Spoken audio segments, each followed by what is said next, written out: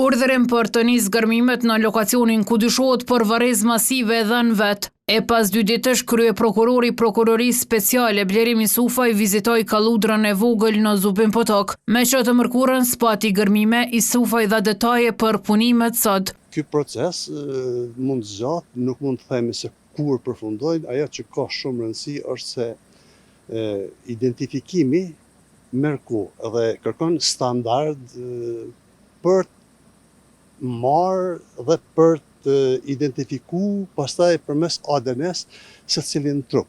Mirë po këtu mbetje nuk është se mund të tërheken aq lehtë, sepse duhet që paraprakisht të konstruktohet trupi i njeriu. Ai kërkoi që të mos ndahen detaje mbi rastin. Është që të mos deklarohemi shumë për rastin, sepse akoma gjithçka është heret dhe deklarimet në publik mund ta dëmtojnë procesin e hetimit e natyrisht dhe mund të devijojnë rezultatin final.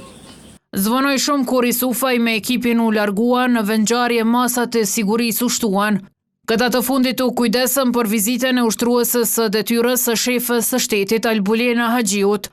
Bashkë me ministrin në detyra Andin Hotin e ministrën e kulturës Randa Bogujevcin, qëndruan afër ekipit ku po kryeshin gërmime. Nuk mund të ketë paqe ndërmjet Kosovës dhe Serbisë, përsa ko kemi varet fshehura, përsa ko kemi arkiva të mbyllura dhe përsa ko kemi mohim të vërtetës nga ana e Serbisë. Haxhiu pati një thirrje dhe për partnerët ndërkombëtar.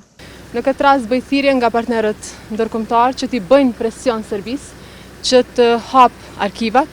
Ju e dini që janë mbi 1500 persona për cilët edhe familjet presin të dinë se ku janë trupat e tyre.